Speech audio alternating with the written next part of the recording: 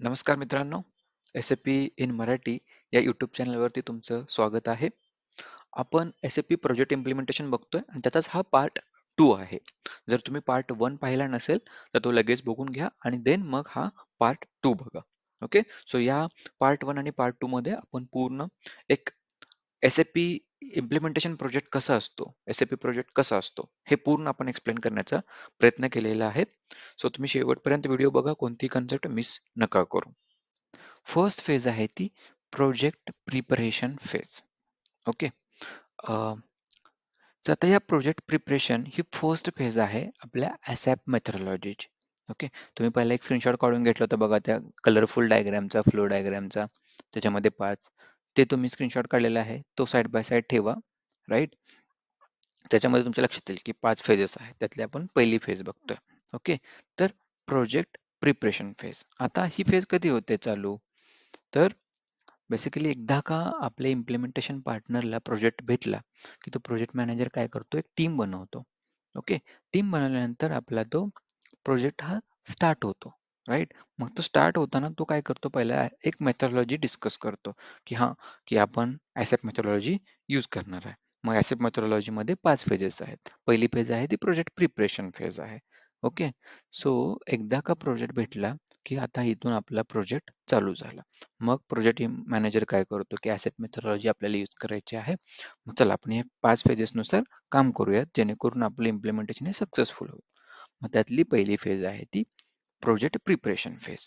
आता या प्रिपरेशन फेजमध्ये एक्झॅक्टली काय असतं आणि कोण-कोण असतं आणि कोण काम करतं या प्रिपरेशन फेजमध्ये आणि काय होतं? तर बेसिकली लक्षात घ्या, यामध्ये आपला SAP कन्सल्टंटचा रोल नाही. हा रोल आहे तो मॅनेजर आणि अबोव्ह, म्हणजे मॅनेजरच्या पुढे manager, senior manager, director, VP या हायर लीडरशिपमध्ये जे आहेत त्यांचा रोल याच्यामध्ये असतो. ठीक आहे. मग मी आता शॉर्टमध्ये लिहितो याच्यामध्ये. प्रोजेक्ट मॅनेजर आहे, बरोबर. देन सीनियर मॅनेजर असतो. थोडंसं लहान करूया तर आपण याला. ओके. मग देन सीनियर मॅनेजर बोलू आपण याला. ओके. देन VP म्हणूयात, व्हाईस प्रेसिडेंट, प्रेसिडेंट, ठीक आहे. प्रोसेस ओनर, हे जे डिसिजन मेकर असतात, राईट, तर ते या फेजमध्ये इन्व्हॉल्व असतात. ओके. मग ते काय करतात एक्झॅक्टली, तर याच्यामध्ये ते डिसिजन घेतात, राईट, की आपल्याला इम्प्लिमेंटेशन करायचं आहे. मग हे इम्प्लिमेंटेशन कधी सक्सेसफुल होणार, त्याच्या काय डेट्स असतील. ठीक आहे.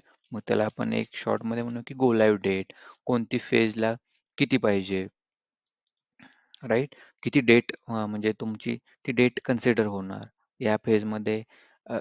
या टाइम पिरियडमध्ये एवढी फेज कंप्लीट झाली पाहिजे. Go live, right. Go live बद्दल मी तुम्हाला सांगेलच, बट इम्प्लिमेंटेशन फायनल हे कधी होणार आहे, ठीक आहे, तर त्याची गो लाईव्हची डेट ही तुमची फिक्स होते. तर हे प्रिपरेशन करतो कोणतेही आपल्याला प्रोजेक्ट करायचा आहे किंवा आपण कॉलेजमध्ये प्रोजेक्ट्स केलेले आहेत, तर आपल्याला माहिती असतं ना की डिसेंबर एंडपर्यंत आपल्याला प्रोजेक्ट कंप्लीट करायचा आहे. ते डेडलाईन असतात ना, तशाच टाईपमध्ये डेडलाईन्स ह्या प्रोजेक्ट प्रिपरेशन फेजमध्ये डिसाईड होतात. ओके.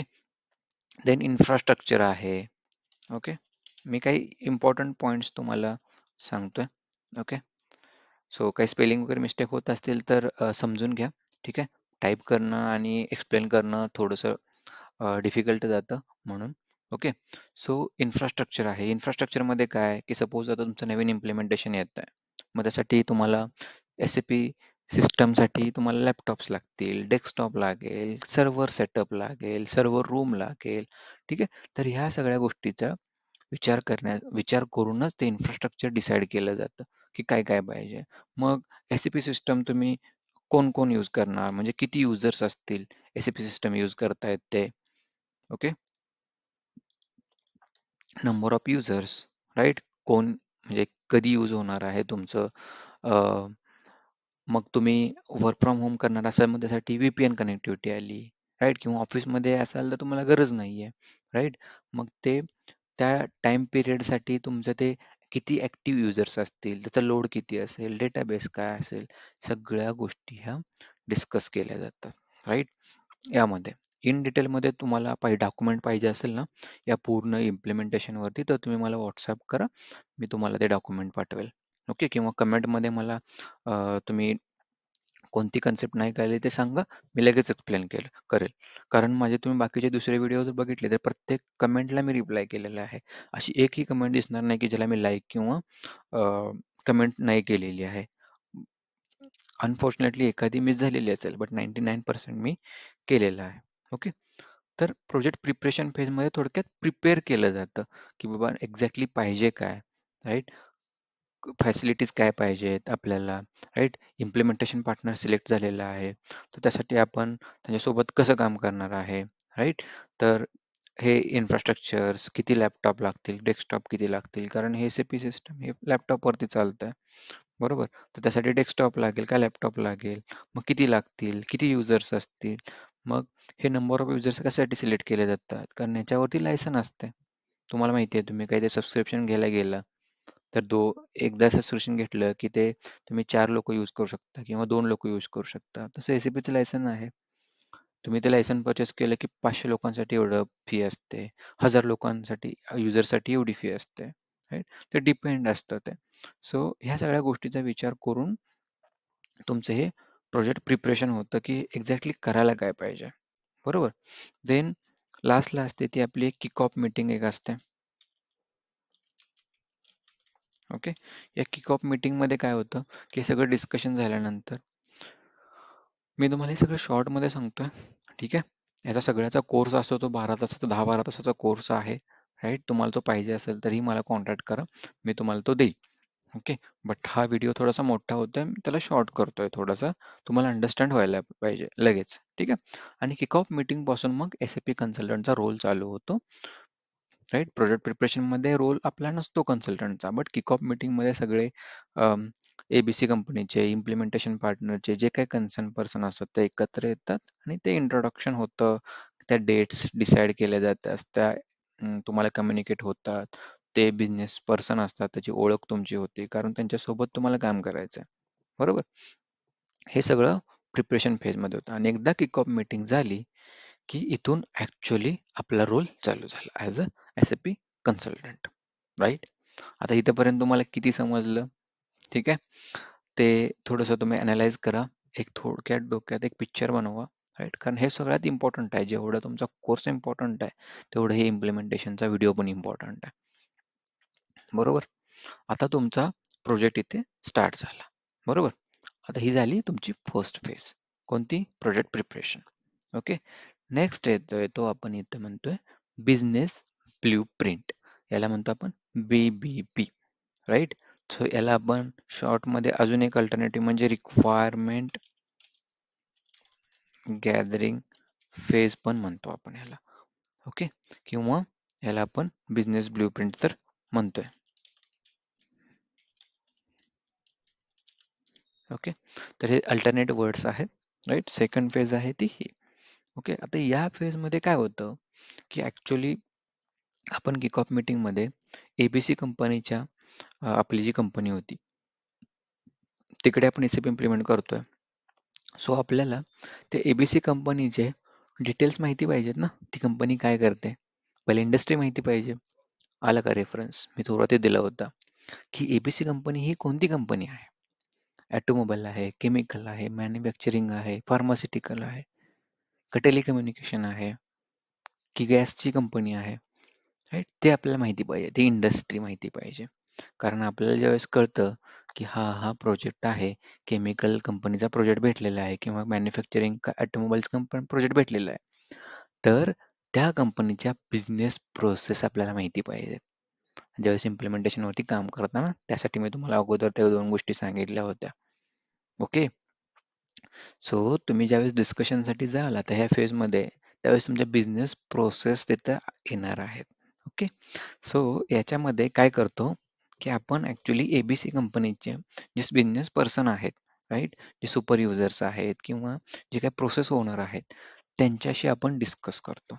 त्यांची ओळख तर आपल्याला किक ऑफ मीटिंगमध्ये झालेली असेल वरती. ओके. स्लोली अंडरस्टँड करून घ्या. सगळ्यात इम्पॉर्टंट आहे हे. ओके. त्यांच्यासोबत तुम्ही काय करता? डिस्कस करता आणि मी तुम्हाला जर सांगितल्या पद्धतीने रिक्वायरमेंट गॅदरिंग फेज आहे ही. म्हणजे इथे काय करतो आपण, त्यांच्याकडून रिक्वायरमेंट गॅदर करतो. रिक्वायरमेंट त्यांची काय असते ते आपण एका ठिकाणी गॅदर करतो, म्हणजे जमा करतो, म्हणजे कन्सोलिडेट करतो, right.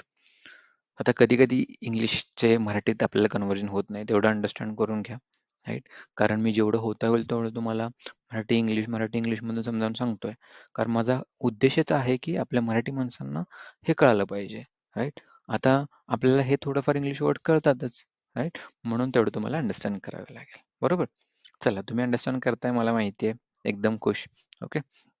So requirement gathering phase आहे. ओके. आता ह्या फेजमध्ये आपण रिक्वायरमेंट गॅदर करतो. तर ह्यामध्ये आपण काय करतो की बिझनेस ब्ल्यू प्रिंट आपण बनवतो. आता हे ब्ल्यू प्रिंट म्हणून तुमच्या लक्षात आलं का एक, की तुम्ही पाहिलं आहे का की कुठे एखादी बिल्डिंग आहे, त्या बिल्डिंगची ब्ल्यू प्रिंट असते, एक आराखडा म्हणतो आपण त्याला, प्लॅन म्हणतो, प्लॅन, बरोबर. की तुम्हाला काहीही डिझाईन करायचं असेल तर त्याचा एक बिझनेस किंवा त्याची एक ब्ल्यू प्रिंट बनवावी लागते, एक प्लॅन बनवावा लागतो, आराखडा बनवावा लागतो. तोच आहे हा. SAP मध्ये पण त्याला आपण बिझनेस ब्ल्यू प्रिंट म्हणणार. बिझनेस म्हणजे काय, ती कंपनी म्हणा तुम्ही सरळ, राईट. तर ते बिझनेस प्रोसेस आहेत ना, त्या प्रोसेसची एक आपल्याला ब्ल्यू प्रिंट, त्याचा एक आराखडा, त्याचं एक डॉक्युमेंट आपल्याला बनवायचं आहे, आणि त्याला म्हणतो आपण BBP डॉक्युमेंट. ओके. सो इथे मी लिहितो की BBP डॉक्युमेंट. ओके. आता हे BBP डॉक्युमेंट तुम्हाला कुठे बघायला भेटेल, तुम्ही सर्च करा, भरपूर सॅम्पल भेटतील. प्रत्येक मॉडेलसाठी वेगवेगळे BBP डॉक्युमेंट असतं, ठीक आहे. आता मी शॉर्टमध्ये सांगतो तुम्हाला की BBP डॉक्युमेंटमध्ये असतं एक्झॅक्टली काय. त्याच्यामध्ये ॲज इज आणि टू बी असतं. आता ॲज इज म्हणजे काय आणि टू बी म्हणजे काय, परत एक नवीन क्वेश्चन आला, राईट. थोडंसं हे बाकीच्या गोष्टी आहेत त्या साईडला ठेवा, मी फोकस त्याच्यावरती करतोय, तेच बघा. की ॲज इज आणि टू बी प्रोसेस असतं नेमकं काय, की ॲज इज म्हणजे काय, की एक्झिस्टिंग, आणि टू बी म्हणजे काय, फ्युचरिस्टिक असं म्हणू शकता तुम्ही. ओके. आता मराठीत तुम्हाला कसं सांगतो मी हे बघा, की अगोदरचं काय आहे, आता सध्या काय आहे, आणि त्यांना पाहिजे काय, राईट. ॲज इज म्हणजे काय, अगोदरचं, आणि टू बी म्हणजे काय, कसं पाहिजे तुम्हाला. मग सध्याची प्रोसेस काय आहे आणि कशी पाहिजे प्रोसेस तुम्हाला, कळलं. तर हेच आपल्याला या डॉक्युमेंटमध्ये नोट डाऊन करायचं. आता ॲज इज प्रोसेस सांगेल कोण तुम्हाला, कारण बघा आता तुम्ही SAP कन्सल्टंट आहात, MM आहे, SD आहे, PP आहे. तर तुमचे काउंटर पार्ट म्हणजे बिझनेस ABC कंपनी आहे, तिकडे पण ते काही लोक असतात ना. लेट्स टेक एक्झाम्पल की MM आहे किंवा सेल्स आहे, तिकडचे पण सेल्स पर्सन असतात बिझनेसचे, ABC कंपनीचे. बिझनेस म्हणजे ती कंपनी पुढची, जो आपला क्लायंट आहे, ज्यासाठी आपण काम करतोय, राईट. इम्प्लिमेंटेशन पार्टनर म्हणजे आपण आपल्या कंपनीमध्ये आहे, पण आपण ABC कंपनीसाठी काम करतोय, बरोबर. ते सो त्यांच्याकडून आपण ही रिक्वायरमेंट गॅदर करणार, म्हणजे त्यांना सिस्टम पाहिजे ना इम्प्लिमेंट करून SAP.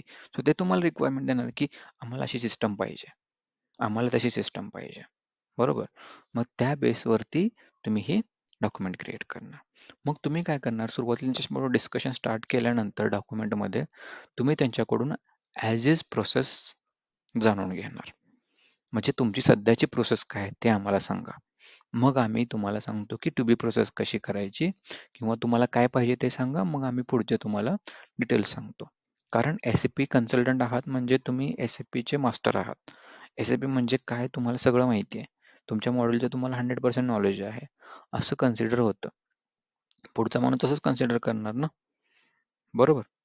समजा तुम्ही आता तुमची गाडी काहीतरी प्रॉब्लेम आहे, ओके, आणि तुम्ही गॅरेजमध्ये गेला, तो गॅरेजवाला म्हणजे त्याला सगळं माहिती असणार आहे, राईट. सो तो तुम्हाला काय म्हणेल की हां, तुमच्या गाडीला असा असा प्रॉब्लेम झालेला आहे, राईट. मग तो तुम्हाला विचारेल की अगोदर चालत होतं का, मग अगोदर आवाज येत होता का, कधीपासून आवाज येतोय, म्हणजे तो तुम्हाला अगोदरच विचारून घेतोय सगळं. बरं, मग आता काय, हां तुम्हाला नीट करायचं आहे, हां मग कधी कधी तो मग सांगतो की हां हे तुम्हाला असं असं करावं लागेल, ते तुमचं टू बी मध्ये येतं. हे एक लेमन एक्झाम्पल घेतलं, एक्झॅक्ट डायरेक्ट रिलेशनशिप नाही आहे याची कुठे, तुम्हाला सांगतोय. मग आपण त्यांना म्हणणार की तुमच्या अगोदरची प्रोसेस सांगा, मग तुम्हाला कशी पाहिजे ते सांगा, बरोबर. कारण ते एक थर्ड पार्टी कोणती सिस्टम यूज करत असणार.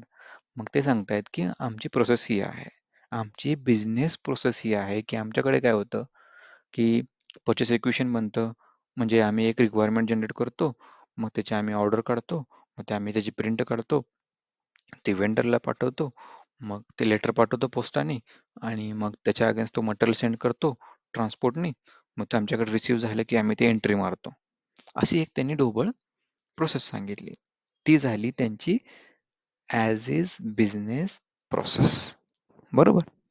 मग त्यांना हे सांगतात की एबीसी, आता ही कंपनीचं नाव हे ओव्हरलॅप झालंय, बट हे प्रोसेस म्हणून कन्सिडर करा. एबीसी एक प्रोसेस आहे असं पण कन्सिडर करा. त्यांना काय पाहिजे, त्यांची आहे अशी प्रोसेस पाहिजे एसएपी मध्ये. पण तुम्हाला पण माहिती आहे की ते रिक्वेशन वगैरे क्रिएट करतात, म्हणजे एसएपी मध्ये पण आपण परचेस रिक्वेशन क्रिएट करतो, RFQ क्रिएट करतो, परचेस ऑर्डर क्रिएट करतो, मग ती वेंडरला पाठवतो, मग आपण GRN करतो, मग इनवॉइस करतो. म्हणजे ही मिळती जुळती आहे ना, कारण एसएपी मध्ये स्टँडर्ड प्रोसेस आहे P2P, PR to invoice payment. ती आहे अशी प्रोसेस त्यांना पाहिजे. चांगली गोष्ट आहे ना. मग ती डायरेक्टली तुम्ही एबीसी ही टू बी प्रोसेस म्हणून लिहिणार. तर पहिल्यांदा कसं असतं, ॲज इज सगळं डिस्कस होतं आणि देन टू बी. आणि कधी कधी काय असतं की एक एक पॉईंट चॅप्टर वाईज, लाईक पहिल्यांदा ॲज इज डिस्कस करा, मग तुझं टू बी डिस्कस करा, मग परत दुसऱ्याचं ॲज इज करा, मग त्याचं टू बी करा, मग तिसऱ्याचं ॲज इज करा, मग त्याचं टू बी करा, असं. ओके. सो हे ॲज इज आणि टू बी आपण डॉक्युमेंट बनवतो. आता स्टँडर्डला स्टँडर्ड मॅच झालं, ठीक आहे. कधी कधी कसं असतं ना, त्यांच्याकडे काही कस्टम बिझनेस प्रोसेस असतात. मी तुम्हाला बिझनेस प्रोसेस सांगताना सांगितलं होतं की काही स्टँडर्ड बिझनेस प्रोसेस असतात, पण काही कंपनीच्या स्वतःच्या पण बिझनेस प्रोसेस त्यांनी डिफाईन केलेल्या असतात. ते जण स्टँडर्डचा काही संबंध नाहीये. मग त्यांची प्रोसेस काय आहे की BCD आहे सुरुवातीला, राईट. बट त्यांना आता ती नवीन प्रोसेस डिझाईन करायची आणि त्यांना DCB पाहिजे. मग काय होईल? किंवा मी असं म्हणतो इथे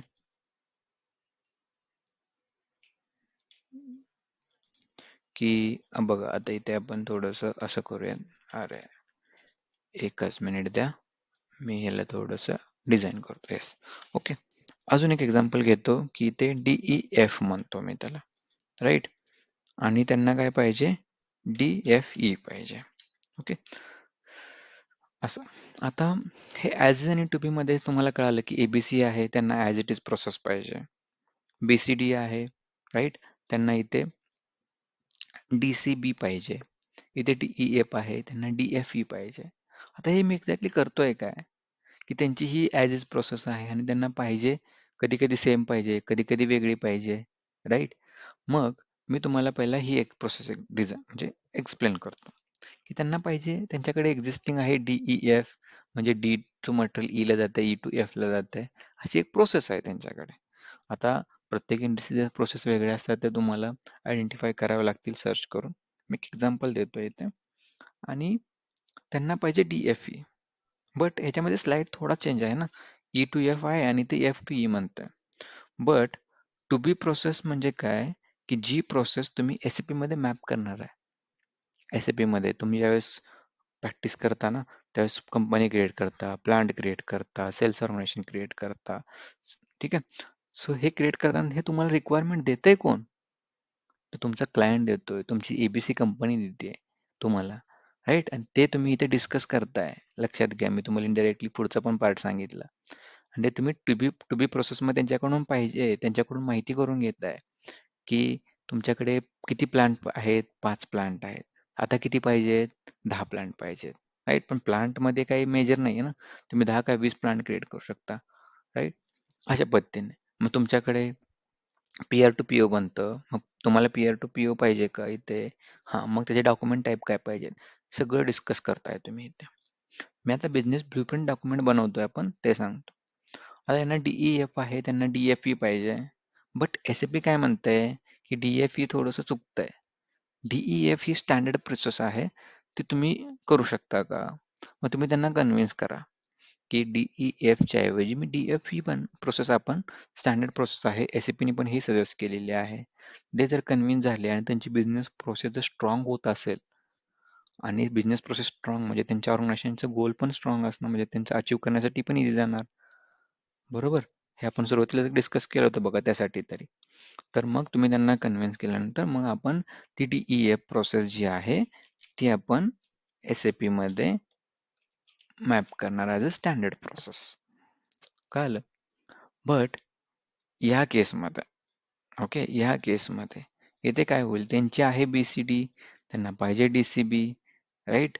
आणि इथे SAP काय म्हणते या केसमध्ये की ॲक्च्युअल प्रोसेस जी आहे ती आहे DCB, सॉरी CDB.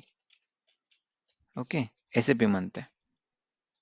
चला मी थोडंसं डायग्रॅमॅटिकली तुम्हाला सांगतो.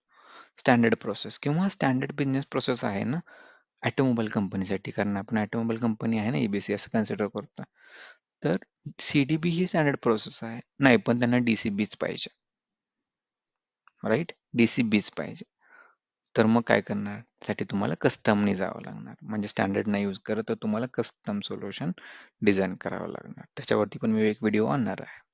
ओके, हे वर्ड आहेत ना ते लिहून ठेवा किंवा हे नोट डाऊन करून ठेवा आणि सर्च करा. ह्याच्याबद्दल जास्त नॉलेज घ्या, राईट? मग इथे काय आलं की BCD, DCB, CDB हे सगळं मिसमॅच आहे. म्हणजे काय?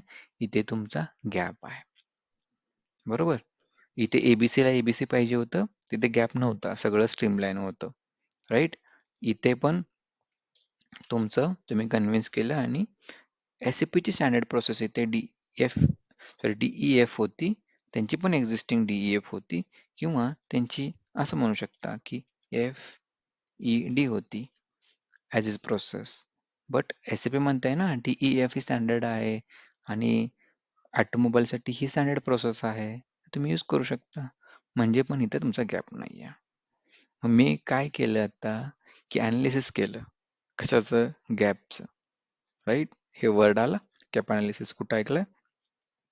ऐकाल तुम्ही.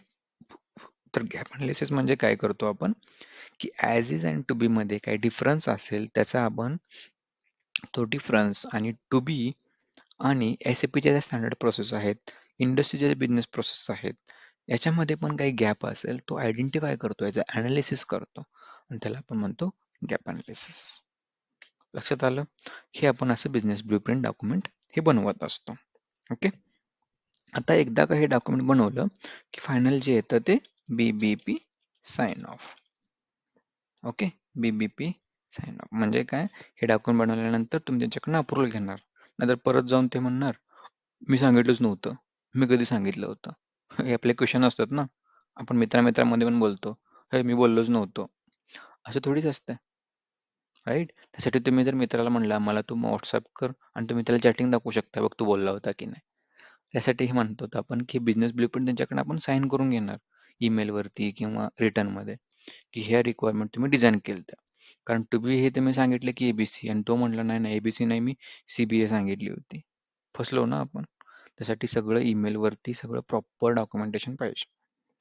Got it? चला, ही झाली आपली second phase. Third phase, important phase. Okay, या फेजमध्ये आपण करणार काय? तर ही फेज आहे ती रिअलायझेशन फेज. आता रिअलायझेशन फेजमध्ये काय करतो की ॲक्च्युअल आपण सिस्टम कॉन्फिगर करतो, राईट? सिस्टम कॉन्फिगर कसं करणार? तर ती करणार म्हणजे आपण as per to be process. ठीक आहे, कारण तुम्ही जे बिझनेस ब्लूप्रिंट तयार केलं त्याच्यामध्ये टू बी प्रोसेस डिझाईन आपण नोट डाऊन केलेली आहे. त्या टू बी प्रोसेसनुसार सिस्टम कॉन्फिगर करणार. आता ह्याचा स्क्रीनशॉट तुम्हाला लागणार जोपर्यंत तुम्ही SAP कन्सल्टंट म्हणून काम करणार आहे तोपर्यंत. सगळ्यात इम्पॉर्टंट मी आज हे डिस्क्लोज करतोय तुम्हाला, खूप कॉन्फिडेन्शियल असतं हे. कॉन्फिडेन्शियल इन द सेन्स कुठेच तुम्हाला बघायला भेटणार नाहीये आणि भेटलं तर इन डिटेलमध्ये भेटणार नाही आपल्या एवढं. ओके, तर इथे आपण टू बी प्रोसेस ही सिस्टममध्ये कन्फिगर करतो. मग SAP ओपन करणार इथे आणि मग आता ॲक्च्युली आपण SAP मध्ये तुमचा प्लांट कंपनी कोड क्रिएट करणार. बट ते कुठे करणार? त्या अशा रिक्वायरमेंट्स तुम्ही घेतलेल्या आहेत, राईट? तुम्हाला बिझनेस ब्लूप्रिंट डॉक्युमेंट पाहिजे असेल तर मी देतो म्हणलेलं आहे तुम्हाला. मला ईमेल करा किंवा व्हॉट्सअप करा, मी तुम्हाला सेंड करेल ते. ओके, तर ही एक डायग्राम आहे. इथे मी काय केलेलं आहे की काही सर्व्हर दिलेला आहे, बघा आता इथे तुम्ही प्रॅक्टिस करताय, तो एक सर्व्हर आहे, राईट? तिथे 3 सर्व्हर आहेत.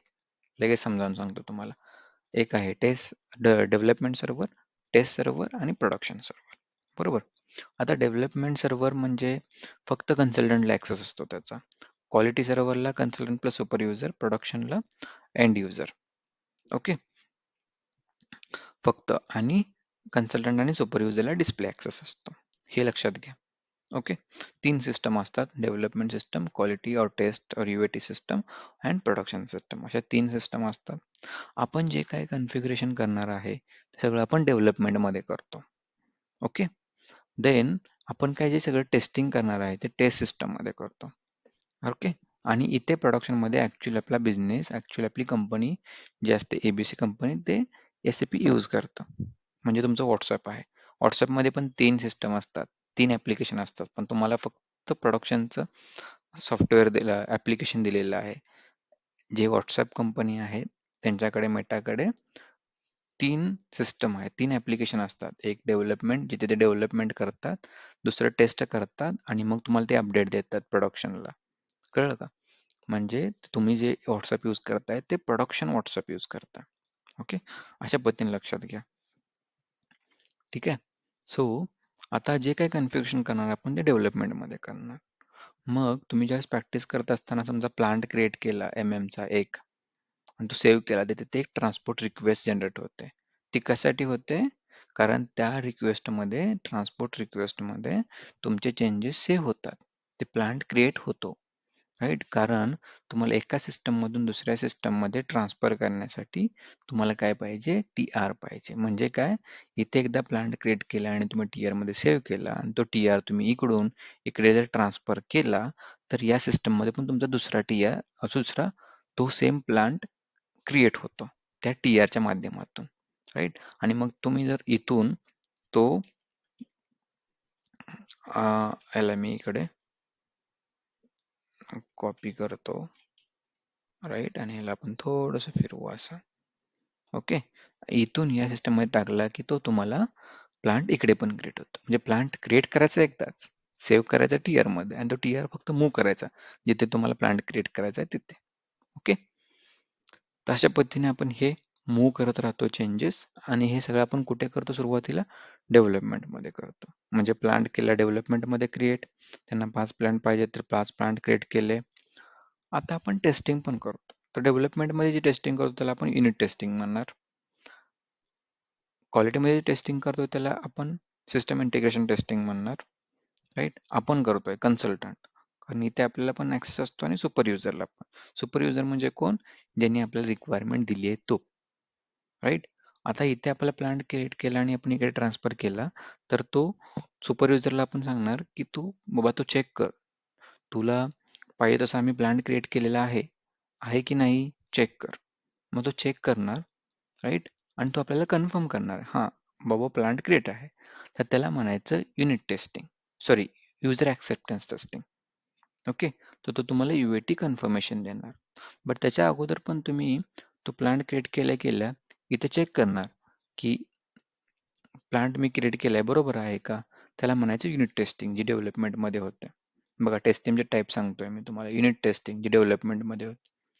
क्वालिटीमध्ये, टेस्टमध्ये तुम्ही ज्यावेळेस TR ट्रान्सफर करता, इथं आपण अजून एकदा टेस्ट करतो. त्याला आपण सिस्टम इंटिग्रेशन टेस्टिंग म्हणतो, जे आपण इथे करतो. देन आपण सांगतो बिझनेस सुपर युजरला की तुम्ही टेस्ट करा. मग तो टेस्ट करेल, तो कन्फर्म करेल. UAT म्हणतो आपण त्याला, युजर ॲक्सेप्टन्स टेस्टिंग. ओके, तर रिलेशन फेजमध्ये काय करतो की आपण इथे डेव्हलपमेंटमध्ये चेंजेस सगळे आपण plant, company code, pricing procedure, release procedure, तुमचे जे काही कॉन्फिगरेशन असतील, जे काही टू बी प्रोसेसनुसार, ते आपण सगळं बनवतो, राईट? आणि इथं आपण TR रेडी करतो आणि काही काही केसमध्ये आपण ट्रान्सफर पण करतो. कळालं? इन डिटेलमध्ये माझ्या मी इम्प्लिमेंटेशन प्रोजेक्ट कोर्समध्ये सगळं इन डिटेलमध्ये सांगितलेलं आहे. पाहिजे असेल तर तुम्ही तुम्हाला कॉन्टॅक्ट करा, मी तुम्हाला तो प्रोव्हाइड करेन. ओके, ही झाली थर्ड फेज तुमची. Fourth phase, final preparation phase, right? आता आपण एकदम एंडला आलेलो आहे आपल्या व्हिडिओच्या, की फायनल प्रिपरेशन फेजमध्ये काय असतं की आपल्याकडे प्रिपरेशन फेजमध्ये, फायनलमध्ये 3 असतात गोष्टी. एक असतं UAT साइन ऑफ, ओके. दुसरा जो असतो तो आपला युजर मॅन्युअल अँड ट्रेनिंग. आणि तिसरा जो असतो आपला ते कट ओव्हर.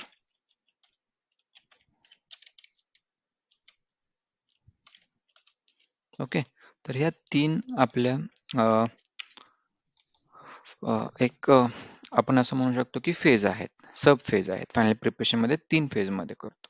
मग युएटी म्हणजे काय, की जे आपण कॉन्फिगरेशन सगळे केलेले असतात ते आपण सुपर युजरला सांगतो की तुम्ही टेस्टिंग करा, त्याचं आम्हाला कन्फर्म करा ईमेल वरती वगैरे, राईट. तर ते असतं युएटी साइन ऑफ. ओके, ते आपण कंप्लीट करतो सगळं ह्याचं. देन आपण हे सगळं केल्यानंतर आपण काय करतो की सिस्टममध्ये ट्रेनिंग डॉक्युमेंट जसे नोट्स असतात तसे आपण युजर मॅन्युअल बनवतो आणि आपण ट्रेनिंग देतो. आता हे कोणाला देणार? एंड युजरला देणार, राईट. कारण प्रोडक्शनमध्ये आपला बिझनेस जो आहे तो रन होतो आणि तो एंड युजर हे यूज करणार आहे. तर त्यांना आपल्याला ट्रेनिंग द्यावं लागेल. त्यांना ट्रेनिंग डॉक्युमेंट बनवावं लागेल की एस-पी कसं यूज करायचं, राईट. देन तुम्ही लॉग इन कसं करणार, देन पीओ कशी क्रिएट करणार, पीआर कसा क्रिएट करणार, जसं तुम्ही लर्निंग केलेलं आहे, ट्रेनिंग घेतलेलं आहे त्या पद्धतीने, राईट. आता हे सिंपल होतं. थर्ड इम्पॉर्टंट आहे कट ओव्हर. आता ह्या फेजमध्ये तिसरा जो कट ओव्हर आहे आणि याच्यामध्येच पण एक कट ओव्हर अँड मायग्रेशन असतं. म्हणजे काय होतं की बघा, ते एस-ए-पी यूज करणार आहेत, बट तुम्ही एक गोष्ट विसरला की काय, ते ई-आर-पी त्यांची अगोदरची पण यूज करतायत ना, मग ते डिरेक्टली एस-ए-पी कसं यूज करायला स्टार्ट करतील? मग त्यासाठी त्यांना त्यांची एक्झिस्टिंग सिस्टम बंद करावी लागणार पहिल्यांदा. म्हणजे समजा तुमच्याकडे एक जुना मोबाईल आहे, राईट. तुम्ही एक मोबाईल यूज करताय, कोणताही म्हणा, ठीक आहे. एक कोणताही घ्या, आयफोन घेऊयात आपण. समजा तुम्ही आयफोन 12 यूज करताय आणि आता आयफोन 15 आहे, बरोबर. मग आयफोन 12 यूज करताय आणि तुम्हाला आयफोन 15 पाहिजे, राईट. किंवा तुम्ही एक अँड्रॉइड यूज करताय आणि तुम्हाला iOS ला चाललाय तुम्ही, तर मग काय करणार तुम्ही? अँड्रॉइड हा फोन तुमच्याकडे यूज करताय तुम्ही, पण तुम्ही आज काय केलेलं आहे, आयफोन पण विकत आणलेला आहे. मग तुम्ही आयफोन तसाच ठेवणार आणि अँड्रॉइड यूज करणार का? नाही. आयफोन यूज करणार ना. मग त्यासाठी अँड्रॉइड मध्ये तुम्हाला डेटा काय काय घ्यावा लागेल? एक्झॅक्टली, तुम्ही ओळखलं. काय? तर ते आहे ते कॉन्टॅक्ट्स, फोटोज, इम्पॉर्टंट डॉक्युमेंट्स. ते तुम्हाला काय करावं लागेल? त्या मोबाईलमधून आयफोनमध्ये घ्यावं लागेल ना, ट्रान्सफर करावं लागेल ना सुरुवातीला. सेटअप झाला म्हणजे सेटअप करताना तुमचा, किंवा काही काही वेळेस इनिशियल सेटअप तुमचा अकाउंट वगैरे क्रिएट केल्यानंतर ते डेटा तुमच्या इकडे घ्यावं लागेल, बरोबर. आणि मला सांगा, हा डेटा घेत असताना समजा तुम्हाला काही इम्पॉर्टंट डॉक्युमेंट डाउनलोड करायचे, तुम्ही अँड्रॉइडमध्ये करणार की आयफोनमध्ये करणार? ऑब्व्हियसली आयफोनमध्ये करणार. तर त्या पिरियडला म्हणायचं कट ओव्हर ऍक्टिव्हिटी. ह्या ज्या कट ओव्हर पिरियड असतो हा, राईट. आणि मायग्रेशन म्हणजे काय, जुन्या मोबाईलमध्ये डेटा तुम्ही नवीन मोबाईलमध्ये घेताय, म्हणजे मायग्रेट करताय एका सिस्टम मध्ये दुसऱ्या सिस्टम मध्ये. कळालं? तर ही ऍक्टिव्हिटी आपल्याला करावी लागणार आहे. त्यांची ई-आर-पी सिस्टम थांबवावी लागेल. मग त्या सिस्टम मधला डेटा तुम्हाला या सिस्टम मध्ये डाउनलोड करून इकडे अपलोड करावं लागेल. स्ट्रॅटेजीज असतात, हे माझ्या प्रोजेक्ट इम्प्लिमेंटेशन प्रोजेक्टमध्ये इन डिटेलमध्ये मी सांगितलेलं आहे, त्या तुमच्या लक्षात येतील, बरोबर. तर युएटी साइन ऑफ कम्प्लीट करतो आपण, देन त्यांना ट्रेनिंग देतो, ठीक आहे. देन युजर मॅन्युअल क्रिएट करतो आपण, म्हणजे नोट्स क्रिएट करतो त्यांच्यासाठी विथ स्क्रीनशॉट्स. आणि या कट ओव्हर आणि मायग्रेशन ऍक्टिव्हिटीज पण आपण फायनल प्रिपरेशन मध्ये बघतो, बरोबर. ही झाली आपली चौथी स्टेप, चौथी फेज म्हणा, राईट. आता फायनल आहे ती आपली go live and support phase. आता या फेज मध्ये आपण काय करतो की या फेज मध्ये आपण जसं की ती एक मी तुम्हाला डायग्राम दाखवली होती बघा, की जिकडून मी 3 सर्व्हर दाखवले होते, डेव्हलपमेंट, टेस्ट आणि प्रोडक्शन. आता टेस्टमध्ये सगळं झालेलं आहे आपलं, राईट. मग आपण काय करतो, गो लाईव्ह म्हणजे काय, जी डेट डिसाईड केली त्या ठिकाणी आपण काय करतो, त्या डेटला आपले सगळे टीआरस हे क्वालिटीमधनं प्रोडक्शनमध्ये मूव्ह करतो. म्हणजे काय, त्या डेटपासून आपण त्यांना एस-ए-पी सिस्टम हँड ओव्हर करणार आणि एंड युजर्स बिझनेस तुमची EPC कंपनी SAP यूज करायला स्टार्ट करणार. बरोबर? त्याला म्हणायचं गो लाईव्ह, म्हणजे तुम्ही सगळे टीआर हे डिप्लॉय करणार. ओके, सो गो लाईव्ह झालं. मग आता ह्याच्यामध्ये पण काही इम्पॉर्टंट पॉइंट्स आहेत. प्रोडक्शन डिप्लॉयमेंट हा एक वर्ड असतो. म्हणजे काय, की सगळे टीआरस हे प्रोडक्शनला तुम्ही डिप्लॉय करणार, राईट? आणि म्हणजे त्यांची सिस्टम लाईव्ह झाली आता. ते ERP सिस्टम बंद झाली त्यांची यूज करायची आणि ते SAP यूज करायला स्टार्ट झाले आजच्यापासून. म्हणजे आज गो लाईव्ह झाला तुमचा, राईट? आणि मग सपोर्ट काय असतं? तर एकदा का गो लाईव्ह झाला, राईट, राईट, तुम्ही आता iPhone यूज करायला स्टार्ट झाला, तुम्हाला iPhone मध्ये सगळंच माहिती आहे असं नाही ना. काही तुम्हाला प्रॉब्लेम येणार, मग तुम्ही ज्याला माहिती आहे त्याला विचारणार किंवा तुम्ही सर्च करणार. तसंच सपोर्ट फेज म्हणजे काय, ज्यावेळेस ते बिझनेस तुमची EPC कंपनी इम्प्लिमेंट झाल्यानंतर, SAP इम्प्लिमेंट झाल्यानंतर, यूज करायला स्टार्ट झाल्यानंतर त्यांना काही एरर्स येतील, त्यांना काही फिक्स करावे लागतील, काही प्रॉब्लेम्स, राईट? तर ते तुमच्याशी कनेक्ट करणार. ओके, सपोर्ट प्रोजेक्ट्स पण असतात, but as a implementation project आपण एकदा का प्रोडक्शन डिप्लॉय केला की इथे आपण काय करतो, एक हायपर केअर सपोर्ट म्हणून आपण त्यांना देतो एक कॉम्प्लिमेंटरी, की आम्ही इम्प्लिमेंटेशन केलेलं आहे, मग आम्ही काय करू तुम्हाला, की एक 3 महिने तुम्हाला आम्ही सपोर्ट करू. बरोबर, 3 महिने आपण सपोर्ट करूयात, की तुम्हाला काय एरर्स आले, काही डाऊट्स असतील, कुठे तुम्हाला अजून चेंजेस पाहिजे असतील, ते तुम्हाला आम्ही सपोर्ट करू. ओके, आणि हे 3 महिने झाल्यानंतर आपला प्रोजेक्ट इथे संपला. म्हणजे काय, हे इम्प्लिमेंटेशन तुमचं सक्सेसफुली कम्प्लीट झालं. तुम्ही 5 फेजेस यूज केल्या आणि तुमचं इम्प्लिमेंटेशन सक्सेसफुल झालं, राईट? मग सपोर्ट फेजेसमध्ये पण तुम्ही तिकीट्स रिझॉल्व्ह करता, मग ते तुम्हाला टिकिटिंग टूल असतात, राईट?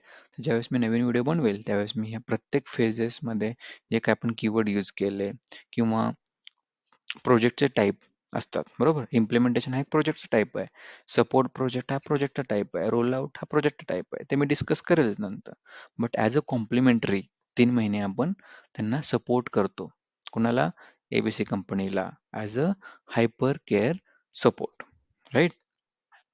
आणि एकदा का आपण गो लाईव्ह केलं, की याच्यामध्ये मग आपण प्रोडक्शन डिप्लॉयमेंट केली, की आपण चेक करतो, की आपण जे सगळं केलेलं आहे ते वर्क होत आहे की नाही ॲज इट इज. सगळ्या बिझनेस प्रोसेस रन होत आहेत की नाही ॲज इट इज. ठीक आहे, हे सगळं. ओके, ही झाली आपली 5वी फेज, राईट? अशा पद्धतीने ह्या 5 फेजेस यूज करून आपल्याला सक्सेसफुल SAP इम्प्लिमेंट करता येतं आणि हाच असतो आपला इम्प्लिमेंटेशन प्रोजेक्ट. आता सगळ्यात शेवट, हा व्हिडिओ तर झाला एवढा मोठा, तुम्ही सगळं काळजीपूर्वक ऐकला. आता यातून तुम्हाला क्वेश्चन पडला, की तुम्ही हे सगळं सांगितलं, हे कळालं पण आम्हाला. बट आता उद्या इंटरव्ह्यूमध्ये जर प्रश्न विचारला, तर आम्ही सांगायचं काय? बरोबर, एक्सप्लेन कसं करणार आहे? हे जर आम्हाला कळलं, मग प्रोजेक्ट तुम्ही काय केलं, हे सगळं एक थेरॉटिकली स्टोरी क्रिएट केली, की हा मी या कंपनीमध्ये काम करतोय, असं तसं. ठीक आहे, ही सगळी स्टोरी क्रिएट केली तुम्ही, बरोबर. पण मग पुढं काय करणार? इंटरव्ह्यूमध्ये कसं एक्सप्लेन करणार? तर मी लास्ट पार्ट तुमच्यासाठी घेऊन आलोय, की इंटरव्ह्यूमध्ये तुम्ही उत्तर कसं देणार, राईट? इंटरव्ह्यूमध्ये उत्तर कसे द्यावे हा क्वेश्चन तुमच्या मनात पडलाय. त्याचं मी नेक्स्ट 5 मिनिटमध्ये तुम्हाला एक्सप्लेनेशन देणार आहे. तर बघा, तुम्हाला इंटरव्ह्यूमध्ये पहिल्यांदा विचारणार, की तुम्ही इम्प्लिमेंटेशन केलेलं आहे का? जर येस म्हणाला तुम्ही, तर मग कोणतं इम्प्लिमेंटेशन केलंय? ग्रीनफील्ड केलंय, ब्राऊनफील्ड केलंय, की कोणतं रोल आउट केलंय, प्रोजेक्ट केलाय दुसरा, की काय केलंय एक्झॅक्टली? ओके, तर तुम्ही म्हणणार, की मी SAP इम्प्लिमेंटेशन प्रोजेक्ट केलंय.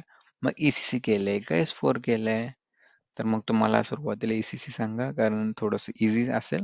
S4चा तेवढा तुम्हाला एक्सपिरियन्स नसेल, कारण तुम्ही नवीन असाल तर. बरोबर. तर आता केलेलं आहे इम्प्लिमेंटेशन. कोणती मेथड यूज केली? ASAP. ASAP म्हणजे काय? Accelerated. What was your role? तुम्ही तिथे काय काम केलं? मग तुम्ही सांगू शकता, की मी बिझनेस ब्लूप्रिंटमध्ये काम केलं. तिथे मी रिक्वायरमेंट घेतली. मी रिलेशन फेजमध्ये काम केलं. So I did this configuration, right? समजा तुम्ही कन्सल्टंट असाल, तर I have configured release procedure, pricing procedure, account determination. Okay, then मी टेस्टिंग केलं, SIT टेस्टिंग केलं, ते डॉक्युमेंट बनवलं. टेस्टिंग डॉक्युमेंट कसं बनवायचं, राईट? आता या सगळ्याची आन्सर तुम्हाला मी देतोय पण आणि सांगतोय पण. ठीक आहे? हे माझे इन डिटेलमध्ये कोर्समध्ये मी पूर्ण आन्सर्स पण दिलेले आहेत त्याचे. तुम्हाला कॉन्टॅक्ट करा, बिनधास्त कॉन्टॅक्ट करा. मी तुम्हाला सगळे डिटेल्स प्रॉपर देईल. ठीक आहे. देन तुमच्या रोल्स अँड रिस्पॉन्सिबिलिटीज काय होत्या प्रोजेक्टमध्ये? सो तुम्ही त्याचा आन्सर कसं देणार? तर त्याचा आन्सर बेसिकली तुम्हाला असं द्यायचं आहे की I was working as a SAP consultant, right, in implementation project. So I worked on BBP phase where I have gathered requirement from client. So client gave the requirement. So as per that requirement, I have created one business blueprint. आता हे तुम्ही answer सांगितलं. मग तुमचा experience पाहिजे बरं का त्याच्यावरती. तुम्ही प्रॅक्टिस करा. बिझनेस ब्लूप्रिंट डाउनलोड करा. ते सॅम्पल बनवा. ओके. आणि मी दुसऱ्या व्हिडिओमध्ये पण सांगितलं होतं की स्टोरी कशी क्रिएट करायची आहे का. चेक करून घ्या एकदा किंवा मला कॉल करा. मी तुम्हाला सांगेल तुमची स्टोरी कशी बनवायची. ओके. तर मग ही रोल्स अँड रिस्पॉन्सिबिलिटी सांगितल्या की we were 5 consultant worked on this implementation project, consultant. ठीक आहे. 5 जणांची टीम होती. तर हे सगळे क्वेश्चन्स विचारतात ते. तुम्ही खरंच काम केले की नाही? Okay. Then we were 5 consultants worked on this implementation project, right? I configured release procedure, pricing procedure, right? We were having multiple requirement, total 50 requirements. Out of that, on 15 requirement I worked on, or 20 requirement I worked on. So I created this testing document वगैरे वगैरे. तुम्हाला सगळं सांगावं लागणार. Gap analysis केलं, मग काय gap होता, बरोबर, काय चॅलेंज फेस केले तुम्ही. ओके. हे सगळं लिहून घ्या. ठीक आहे. नोट डाऊन करून ठेवा. then तुम्ही कट ओव्हर फेज मध्ये काय केलं. तर हे मी तुम्हाला शॉर्ट सांगतोय व्हिडिओच्या माध्यमातून. तुम्ही इन डिटेलमध्ये आन्सर्स काढून ठेवा. आपल्या व्हिडिओमधून तुम्हाला आयडिया आली असेलच. ठीक आहे. बट अशा पद्धतीने तुम्ही त्यांचे उत्तरं देऊ शकता, right. SAP project implementation question असं जर तुम्ही टाकलं तर त्याच्यामध्ये तुम्हाला भरपूर क्वेश्चन्स पण भेटून जातील. बट सगळ्यात इम्पॉर्टंट काय, तुमचा रोल्स अँड रिस्पॉन्सिबिलिटीज काय होत्या, तुम्ही एक्झॅक्टली कुठल्या फेजवरती काम केलेलं आहे, राईट, तुम्ही किती कन्सल्टंट होता, राईट, तुम्ही काही कस्टम रिपोर्ट्स क्रिएट केलेले आहेत का. आता हे कस्टम वगैरे जे आहे ना, त्याच्यावरती पण एक नवीन व्हिडिओ आणतोय मी, तुम्हाला लगेच बघायला भेटेल पण. ठीक आहे. तुम्ही हा जर लेट बघत असाल तर तुम्हाला थोड्या दिवसातच येईल, किंवा तुम्ही म्हणजे आलेला असेल किंवा येईल. म्हणजे ते डिपेंड करतं तुम्ही व्हिडिओ कधी बघताय. ओके.